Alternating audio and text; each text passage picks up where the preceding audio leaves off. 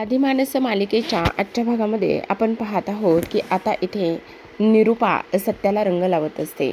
जेव्हा निरूपा सत्याला रंग लावत असते तेव्हा सत्याला फार छान वाटत असतं. त्याच्या मनामध्ये विचार येतो, शेवटी निरूपाने मला स्वीकारलेला आहे. निरूपा मला आता तिचा मुलगा मानू लागलेली आहे बहुतेक, आणि त्यामुळे ती मला रंगसुद्धा लावत आहे. आता इकडे निरूपा जेव्हा रंग लावत असते तेव्हा ती म्हणत असते, हे बघ सत्या, तू माझा मुलगा आहेस आणि म्हणून मला तुला रंग लावायचा आहे. आता इकडे हा सगळेजण इथे पाहत असतात. मीराला आनंद तर होत असतो, पण मीराला आनंद होत असताना ती एका गोष्टीचा विचार करत असते. जेव्हा हे यांना सत्य समजेल की त्यांची आई नाही आहे, त्यावेळेस काय होणार आहे असा सुद्धा विचार ती करते. त्याच वेळेला आता सत्यासुद्धा निरूपाला रंग लावत असतो. सत्याने निरूपाला रंग लावल्यानंतर आता इकडे निरूपा म्हणत असते, अरे रव्या, बघतोयस काय, ऐक ना, आम्हा दोघांचा सुद्धा एक छान असा फोटो काढ ना, म्हणजे हा फोटो सदैव आमच्या आठवणीत राहील. त्यावर रिया म्हणत असते, मी काढते फोटो. असं म्हणून रिया आता फोटो काढायला पुढे येते. रिया इथे फोटो काढत असते. आता रियाने फोटो काढल्यानंतर सत्याला फार आनंद होत असतो. सत्या म्हणत असतो, बघितलंच धूमकेतू, बघ इथे मला माझ्या आईनं म्हणजेच निरूपानं रंग लावला आहे. निरूपाने मला रंग लावलाय असं म्हणून तो सगळ्यांना सांगायला सुरुवात करतो की निरूपाने मला रंग लावला आहे, माझ्या आईनं मला रंग लावलाय. तेव्हा सुधाकर मनात विचार करतात, शेवटी निरूपाने सत्याला इथे मुलगा म्हणून स्वीकारला आहे. ही किती आनंदाची गोष्ट आहे. एवढे दिवस जे मला जमलं नाही ते आज तिनं स्वतः केलं आहे.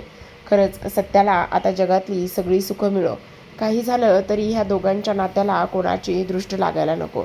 इकडे आता सत्या सुधाकरला सांगत असतो, आजीकडे जातो आणि आजीला सुद्धा सांगत असतो की बघ आजी, मला ना इथे आईनं रंग लावलाय, निरूपानं रंग लावलाय, तिने मला मुलगा म्हणून स्वीकारला आहे. आता इकडे निरूपा सत्याच्या हाताला पकडते आणि थंडाईजवळ घेऊन येते. म्हणत असते, चल आपण आता थंडाई पिऊयात, तुला थंडाई प्यायची आहे का. तेव्हा सत्या आता पाहतच असतो. इकडे आता सुधाकरला आनंदाचा धक्काच बसतो. ते विचार करतात, निरूपा चक्क आज इकडे सत्याबरोबर ह्या सगळ्या गोष्टी करायला लागलेल्या आहे, हे तर किती आनंदाची गोष्ट आहे असा ते विचार करतात. तर आता निरूपा म्हणत असते, सत्या हे बघ, मागच्या वेळेसची होळी मला आठवते. मागच्या वेळेस मी नशेच्या भरात सगळं काही बोलले होते, आणि आज मात्र मी सगळं हे नशेमध्ये किंवा ही थंडाई न घेताच सगळं काही तुला बोलून दाखवते. खरंच सांगते मी तुला, तू माझा खराखुरा मुलगा आहेस आणि ह्या घराचा आधार आहेस, हेच मी तुला आज सांगणार आहे. गेल्या वर्षी सुद्धा आपण होळी खेळलो होतो. मी भांग प्यायले होते, पण भांग पिऊन मी त्या गोष्टी बोलले होते. हे बघ, तुला आजच सांगते, अगोदरच सांगते की मी आत्ता हे सगळं बोलण्या अगोदर कुठलंही भांग प्यायले नाही किंवा काहीच प्यायले नाही. गेल्या वर्षी कसं भांग प्यायले होते आणि भांग पिऊनच तुला सांगितलं होतं, तूच माझा खरा बाबड्या आहेस आणि तुम्हाला मम्मा म्हण. ते सगळं आता इकडे सत्याला आठवू लागतं आणि सत्या विचार करू लागतो, खरंच हे सगळं असंच झालं होतं. आणि इथे आता निरूपा ह्या वर्षी मात्र मला तिचा मुलगा म्हणून स्वीकारायला तयार आहे आणि मुलगा म्हणून स्वीकारते, तर आता ही सगळी आनंदाचीच गोष्ट आहे असा सत्य विचार करू लागतो. तेव्हा निरूपा आता दोन्ही ग्लासमध्ये थंडाई ओतते आणि एक सत्याला देते आणि तिच्या हातामध्ये असतो. तेव्हा निरूपा म्हणत असते, ऐकला, ते ग्लासाला ग्लास लावतात आणि काय करतात रे प्यायच्या अगोदर. तेव्हा सत्या म्हणतो, चेअरअप करतात. मग चल, आज तू माझ्याबरोबर त्या थंडाईचा ग्लास चेअर करणार आहेस. असं म्हटल्यानंतर आता इकडे दुरूनच सुधाकर हे सगळं पाहतात. तेव्हा सत्या थंडाईच्या ग्लासाला चेअरअप करत असतो आणि निरूपासमोर सोबतच आता तो थंडाई पित असतो. तेव्हा निरूपा म्हणत असते, हे बघ सत्या, आता आज आपण दोघंजणं सोबतच रंग खेळलो की नाही, ही आपली धुरडी नेहमी आठवणीतच राहणार आहे की नाही, असं इकडे ती बोलते. तर पंकज हे दुरूनच सगळं काही पाहतो. पंकजला अजिबात ही गोष्ट आवडत नसते. दुसऱ्या बाजूला आपण विचार करतो, इकडे आता मीरा विचार करत असते की हे सगळं काय आहे.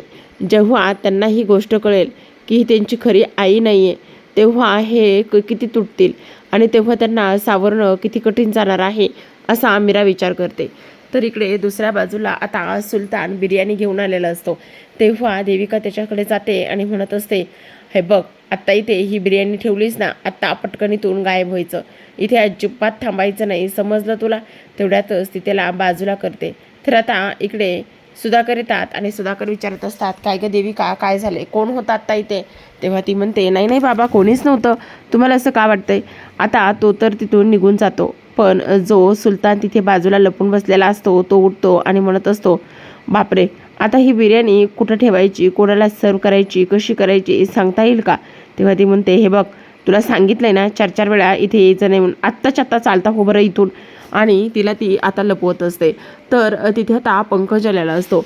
पंकज आल्यानंतर देविकाला म्हणत असतो, अगं देविका, असं काय करते, चल ना, आपल्याला रंग नाही का खेळायचा, बेबी चल गं प्लीज, मला तुला थोडासा रंग लावायचा आहे. तेव्हा देविका म्हणत असते, नाही, मला तुझ्याकडून कोणताच रंग लावून घ्यायचा नाही, तू आत्ताच्या आत्ता इथून जा. तर आता इकडे देविकाने जो काही आपला सुलतान आहे, त्या सुलतानला तिथेच टेबलच्या पडद्याखाली लपून ठेवलेलं असतं आणि सत्या आता शोधत असतो. त्याच वेळेला आता सत्या म्हणत असतो, आता खरा चोर आणि खरं सगळं काही पितळ इथे उघडं पडणार आहे. हा जो काही सुलतान आहे ना, तो सुलतान आता इथे सापडला आहे. आणि आता खरंच पाहायला गेलं तर इकडे काही झालं तरी आता हे देविकाचं सगळं सत्य समोर येणार आहे. आता इकडे आजी येतात आणि आजी आल्याबरोबर देविकाला आवाज देतात. त्या म्हणत असतात, अगं काय करतेस देविका, हे बघ, हा जो काही थंडाईचा ग्लास आहे ना, तो थंडाईचा ग्लास मला तू भरून दे बरं. असं म्हणून आता आजी थंडाईचा ग्लास देविकाला भरून द्यायला सांगत असतात. आता इकडे दुसऱ्या बाजूला जी काही निरुपा आहे ती सुद्धा तिथे आलेली असते आणि निरुपाला सुलतान दिसल्यासारखा होतो. आणि तेव्हा ती म्हणत असते, अरे हे कोण आहे, हे कोण आहे, आणि मी ह्यांना कुठेतरी पाहिलंय का, असा विचार ती करते. तेवढ्या सुधाकर येतात आणि म्हणतात, काय गं निरुपा, काय झाले? तेव्हा निरुपा म्हणते, अहो मी आत्ता इथे कोणातरी ओळखीच्या माणसाला पाहिल्यासारखं वाटलं आणि मला कळलंच नाही. तेव्हा सुधाकर म्हणत असतात, अगं निरुपा, एवढा नको विचार करू, असेल कोणीतरी, एवढा ह्या सगळ्या गोष्टीचा कशाला विचार करतेस, असं आता इकडे ती बोलते. आता इकडे देविका मात्र जो काही आपला सुलतान आहे त्या सुलतानला धमकावते आणि म्हणत असते, हे बघ, ओव्हर ॲक्टिंग जर केलीस ना तर कुठंही ॲक्टिंग करायच्या लायकीची मी तुला सोडणार नाही आहे. काही जरी झालं ना तरीसुद्धा तुझा असा बँड वाजवेल ना की काही विचारूच नको, समजलं तुला, असं सुद्धा इकडे आता ते बोलत असतात. आता हे सगळं काही बोलल्यानंतर इकडे सुलतानला तिथेच त्या टेबलखाली इथे देविका लपवते आणि म्हणत असते, जोपर्यंत मी सांगत नाही बाहेर यायचं तोपर्यंत ह्या टेबल खालून बाहेर यायचं नाही, कळलं? आता इकडे सत्या म्हणत असतो, आता खरी हिरोगिरी करायची वेळ आलेली आहे, आता खरी सत्यागिरी दाखवण्याची वेळ आलेली आहे. तेव्हा मीरा म्हणत असते, पण आता तो सुलतान कुठे आहे, तो कसा शोधायचा? तेव्हा सत्या म्हणत असतो, नको काळजी करू, तो सुलतान कुठे नाही गेलेला, तो बबडीनं लपून ठेवलाय, फक्त आता आपल्याला शोधावा लागेल तो कुठे आहे तर. तेव्हा सगळेजण म्हणत असतात, चला चला, पटापट वेळ वाया घालवायचा नाही आणि शोधायचा, नाही तर तो जायचा पळून, आणि पळून गेला तर एवढा जो काही प्लॅन केलाय ना तो प्लॅन सगळा फ्लॉप होईल. त्यावर रिया आणि रवी म्हणत असतात, ठीक आहे, आपण सगळे मिळून आता त्याला शोधूयात, काही झालं ना तरी तो नक्की सापडायला पाहिजे, कुठे गेलाय, काय झालंय, ह्या सगळ्या गोष्टी सापडायला पाहिजेत, असा इकडे आता तो विचार करतो. आता ह्या सगळ्या गोष्टींचा विचार केल्यानंतर ते चौघेजण त्या सुलतानला शोधायला सुरुवात करत असतात. आता सुलतान कुठे लपला आहे ही गोष्ट तर सत्याला माहिती असते, पण मुद्दामच आता इकडे तो देविकाला आणि त्याच वेळेला सुलतानला चकवा देण्यासाठी हे सगळं काही करत असतो. हे सगळं काही केल्यानंतर आता इकडे ते त्या ड्रमच्या पाठीमागे लपून बसतात. आता ड्रमच्या पाठीमागे लपून बसल्यानंतर आता ते एका गोष्टीची वाट पाहत असतात की आता हा जो काही सुलतान आहे तो सुलतान कधी बाहेर येतो आणि काय करतो तर, आणि एकदा का तो बाहेर आला की मग त्याला बरोबर पकडायचं. पण आता देविका काय करते ते पाहायचं आहे, असा इकडे आता ते विचार करतात. तेवढ्यातच देविका तिथे येते आणि देविका तिथे आल्यानंतर लगेच आता ती म्हणत असते, हे बघ, मी तुला एक गोष्ट सांगते की काही झालं ना तरी ते थांबायचं नाही, कळलं, इथेच लपून बसायचं. आता मीरा आणि रिया ह्या देविकाकडे येतात. मीरा आणि रिया देविकाकडे आल्यानंतर मीरा म्हणत असते, अगं मी आत्ता ना हे काय म्हणाले होते रिया, तुला सांगू का, त्यांच्या हाती ना काहीतरी लागला आहे, कसला तरी पुरावा लागला आहे. तेव्हा रिया म्हणत असते, हो का, तो कोणाचा तरी पर्दाफाश करणार आहे असं बोलत होता काहीसं, ते मी ऐकलंय.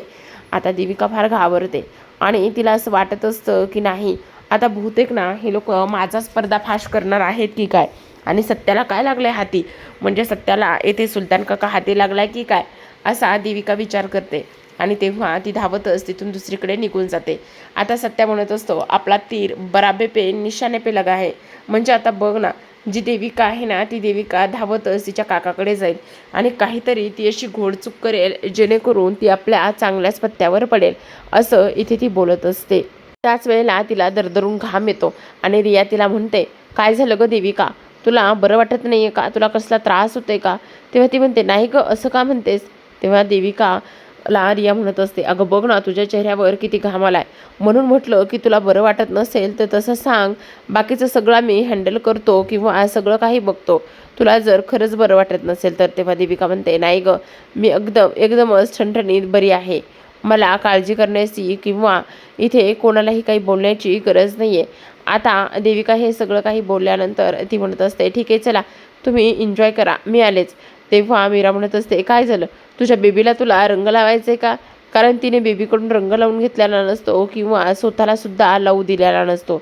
आता सत्या म्हणत असतो, आता खरी मजा येणार आहे. ही पूर्ण देविका फार घाबरलेली आहे. आता ती अशी एखादी तरी चूक करेल आणि ती चूक आपल्या पत्त्यावर पडणार आहे.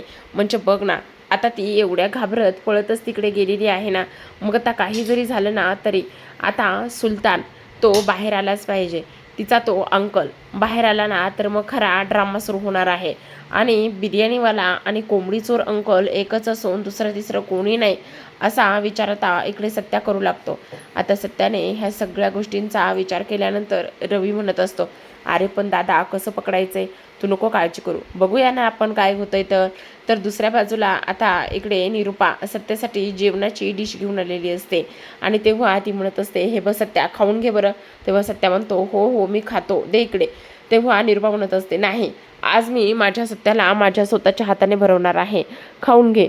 आता मीरा आणि रिया हे सगळं काही पाहतात. मीराला तर फार जास्त आनंद होत असतो, कारण ती विचार करू लागते, जर खरंच असे सावत्र मुलगा आणि मुलगी असतील तर मग काय होणार आहे, ना किती त्रास होईल आणि ह्यांना झालेला त्रास मला नाही बघवणार, असा मीरा विचार करते. तेव्हा रिया म्हणत असते, मीरा वहिनी नको गे एवढं टेन्शन घेऊ, होईल सगळं काही नीट. पण तेव्हा मीरा म्हणत असते, पण तू बघितलंयस ना, हे किती जास्त खुश आहेत, ह्यांच्या चेहऱ्यावरचा आनंद बघितलायस ना तू. पण जेव्हा ह्यांना समजेल की ह्यांची आई ती नाही आहे तर मग ह्यांना किती त्रास होईल, त्यासुद्धा सर्व गोष्टींचा विचार आपण इथे करायला हवा की नाही, असं मीरा म्हणत असते. तेव्हा रिया तिला समजावते आणि म्हणत असते, हे बघ वहिनी, नको काळजी करू, सगळं सगळं व्यवस्थित होणार आहे, तू फक्त आता इकडे विश्वास ठेव. आता इकडे जी काही देविका आहे ती फार मोठ्या टेन्शनमध्ये असते. तिला फार भीती वाटत असते की सुलतान आता इथे पकडला जाऊ नये आणि जर सुलतान पकडला गेला, सापडला गेला तर फार मोठा इथे प्रॉब्लेमसुद्धा होऊ शकतो, असं इकडे ती विचार करते. आता इकडे आपण पाहतो की जे काही इथे जो सत्या आणि त्याच वेळेला इकडे निरुपा आहेत, ते दोघेही जण आनंदात असतात. कारण आता इकडे ती विचार करत असते की माझ्या मुलाला मी आज घास भरवत आहे, पण हे सगळं अगदी मनापासून आहे का, ही गोष्ट मात्र समजत नसते. कारण इथे आता हे सगळं नाटक कशावरून नसू शकतं, हा सुद्धा विचार आता इकडे ह्या सर्वांच्या मनामध्ये आलेला असतो. कारण निरुपा फक्त आणि फक्त इथे जो काही पंकज आहे त्या पंकजला जळवण्यासाठी आणि त्या सगळ्या गोष्टी करण्यासाठी तर निरुपा हे सगळं काही करत नसेल का, असा सुद्धा विचार आता इकडे ह्या दोघींच्या मनामध्ये आलेला असतो. आता इकडे जी काही निरुपा आहे त्या निरुपाने इथे सत्याला घास भरून अक्षरशः पाणीसुद्धा प्यायला दिलेलं असतं. तेव्हा निरुपा म्हणत असते, तू माझा बबड्या आहेस ना, आज मी इथे तुला माझ्या हाताने भरवत आहे. आता ही होळी हा सण आपल्या दोघांच्याही आयुष्यामध्ये नेहमी कायम लक्षात राहणार आहे, हे सुद्धा तेवढंच महत्त्वाचं आहे, असं सुद्धा आता इकडे ती बोलत असते. तर आता आपण पाहतो की इकडे जो काही सुलतान आहे तो सुलतान तिथे बसलेला असतो आणि तेव्हा देविका आता इकडे त्याच्याकडे जाते आणि सुलतान म्हणत असतो, ए देविका, मला इथून बाहेर काढ गं, मला इथे फार घुसमट व्हायला लागलेली आहे, मला जाऊ दे इथून, नको आहे, मला इथे नाही थांबायचं आहे, मला त्रास होऊ लागलेला आहे, असं इकडे तो बोलतो. आता ह्या सगळ्या गोष्टी बोलल्यानंतर देविका म्हणत असते, एक मिनटं, एवढा सगळा काही उद्योग करून ठेवला आहेस ना, गपचूप इथे बस. म्हणजे तू तर इथे आहेस, पण ते लोक कशाबद्दल बोलत होते, कशाबद्दल ह्या सगळ्या चर्चा करत होते, ते तर मला काही कळतच नाही आहे. तू तर इथे सेफ आहेस, पण ते सगळं काय आहे, असा देविका आता विचार करते. तेव्हा इथे आता तो म्हणत असतो, म्हणजे मला नाही समजलं तू कशाबद्दल माझ्याबद्दल बोलतेस, पण मला इथून जाऊ दे जाऊ दे मला इथून. तेव्हा ती म्हणत असते, बरं चल ठीक आहे, तुला मी इथून सोडते, पण आता काही जरी झालं ना तरी आता इथून पटकन निघायला पाहिजे. असं म्हटल्यानंतर लगेच आता ती पाठीमागे वळून पाहते, तर पाठीमागे निरुपा असते आणि विचार करते, आता ह्या बाईच्या ह्या तावडीतून इथे ह्या माणसाला कसं बाहेर काढणार आहे. तेव्हा लगेच आता इकडे निरुपा देविका म्हणून आवाज देते. देविका म्हणून आवाज दिल्यानंतर सुलतान तिच्यासोबत असतो आणि तेव्हा तिथे एक रंगाची डिश असते. तो जो काही रंग आहे तो पूर्ण रंग जो आहे तो आता इकडे जी देविका आहे ती देविका आता सुलतानच्या चेहऱ्यावरच ओतून देते. सुलतानच्या चेहऱ्यावर तो रंग ओतून दिल्यानंतर लगेच आता इकडे जो काही सुलतान आहे तो फार जास्त टेन्शनमध्ये आलेला असतो, घाबरलेला असतो. आणि तेव्हा इकडे आता निरुपा म्हणत असते, अगे काय केलंयस तू हे? त्यांना अशा पद्धतीने रंग का बरं लावलायस? तेव्हा ती म्हणत असते, नाही नाही काही नाही, मला नाही माहिती ते कोण आहेत म्हणून. आणि तेव्हा आता इकडे निरुपा त्याला विचारत असते, तुम्ही कोण आहेत?